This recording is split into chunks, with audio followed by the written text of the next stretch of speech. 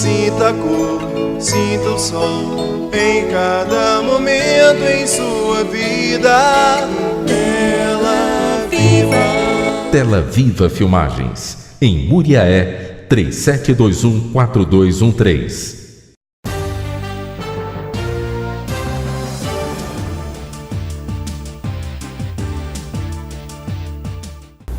Hoje, nos estúdios da TV Muriaé Online, estamos recebendo a advogada Raquel Vege. Formada em Direito há 10 anos, Raquel concluiu o mestrado em março do ano passado e agora inicia o doutorado. Raquel vai falar um pouco sobre a popularmente conhecida barriga de aluguel, desconhecida no meio da população brasileira. Raquel, seja bem-vinda à TV Muriaé Online, seja bem-vinda aos estúdios do Jornal Regional. Eu queria que você explicasse um pouco sobre o que você tem estudado a respeito da popular barriga de aluguel. Carolina, primeiramente eu gostaria de agradecer a oportunidade, agradecer para a TV Muriaé Online a oportunidade de estar aqui hoje falando sobre um tema tão importante, polêmico e desconhecido pela maior parte da população brasileira. A popular barriga de aluguel, é um nome conhecido por algumas pessoas da população brasileira. Ela tem alguns nomes científicos, como a doação temporária do útero, útero subrogado, útero de substituição. É um tema atual, polêmico e um tema interdisciplinar. Apesar de ser um tema polêmico, ele ainda não tem uma legislação específica no nosso país disciplinando sobre esse assunto. O que serve de amparo no nosso país, que nós temos, é uma resolução do Conselho Federal de Medicina, a resolução número 2121 de 2015, ela já está na sua 4ª versão, ou seja, a sua 3ª atualização.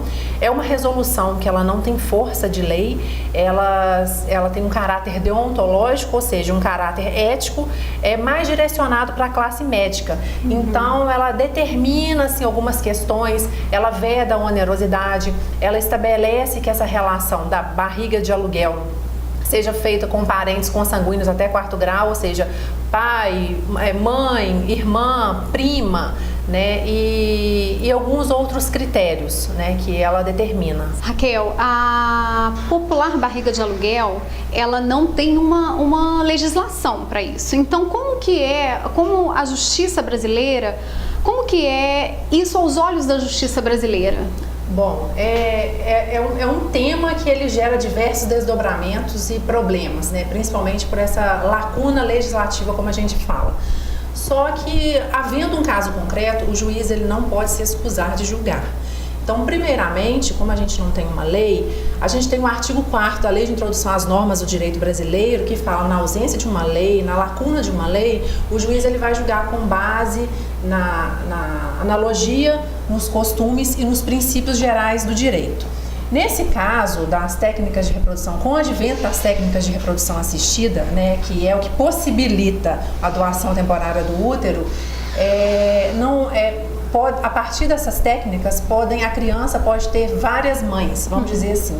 Porque antes do advento dessas técnicas, a maternidade ela era determinada pelo parto e por aquela mulher que dava à luz. Então, a mãe era aquela que gestava, que carregava a criança em seu ventre e que dava à luz.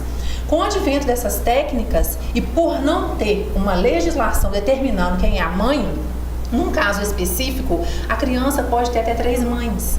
Aquela que idealizou o projeto parental, aquela que cedeu o seu útero para carregar a criança, ou até mesmo uma terceira, se houver, que doou o seu óvulo. Então, a criança ela pode ter até 3 mães. E nós não temos uma lei definindo, no caso concreto, quem seria a mãe no uso dessas técnicas de reprodução assistida, no caso da doação temporária do útero. E a gente tem visto no cenário brasileiro, até mesmo, eu já fiz diversas pesquisas no cenário internacional, alguns países já têm legislação, outros ainda não têm. Uns que têm possibilitam, outros proíbem, Então é difícil dirimir essa questão, mas como eu disse, o juiz, no caso concreto, ele não pode se excusar de julgar e analisar esse caso. Só para deixar bem claro para quem está assistindo, a barriga de aluguel é aquela que se doa, não aquela que é paga, porque antes de ontem eu estava vendo uma matéria de um jogador de futebol muito famoso que ele comprou uma barriga de aluguel e para ter 2 filhos gêmeos, vamos dizer assim. Então Essa informação que nós estamos discutindo aqui não é a barriga paga, vamos se dizer assim, é a doada. Exatamente, não. Até mesmo assim, todas as minhas pesquisas seguem esses ditames que estão previstos na resolução, e uma dessas questões que a resolução estabelece é a vedação da onerosidade, ou seja, a vedação da comercialização da prática. A prática tem que ter um caráter filantrópico, altruísta, e estabelece até algumas regras, né, que tem que ser com parentes consanguíneos até o 4º grau de parentesco, ou seja, a mãe ou irmã ou uma prima, né? E no caso específico do nosso país, a resolução que nós temos, ela não permite essa relação com base na onerosidade, com caráter mercantil. Sim. Raquel, quando acontece de uma pessoa fazer, né, querer doar essa barriga de aluguel, vamos dizer assim, e acontece da mãe ter o afeto pela criança, o que a justiça brasileira hoje ela está fazendo para que não haja o conflito entre as pessoas, entre a própria família?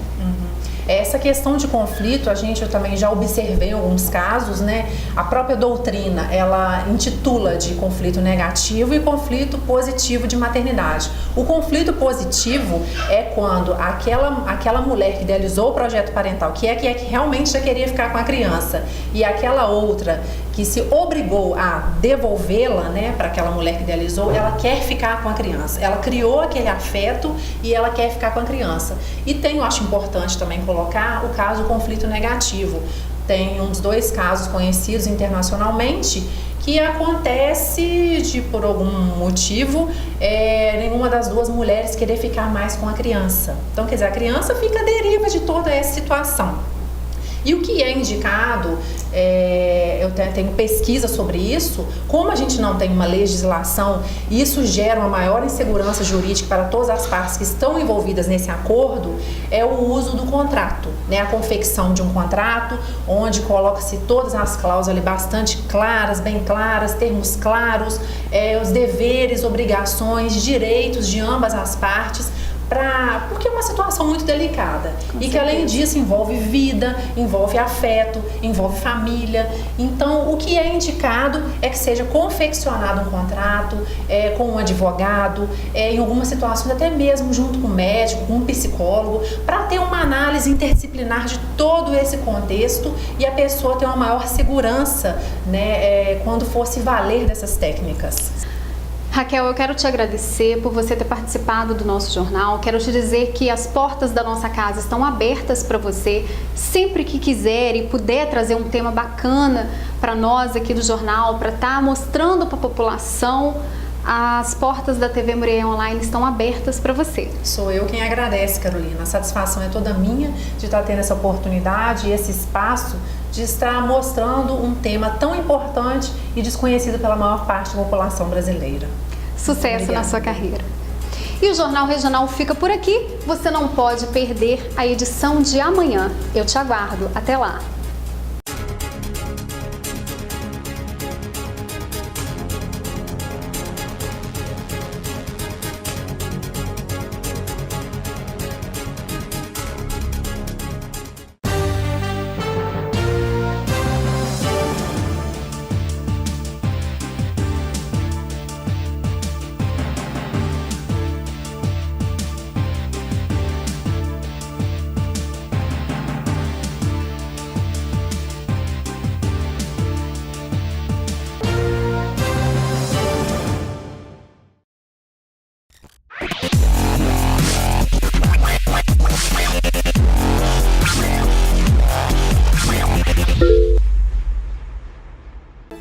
Viver no mundo colorido é bem melhor.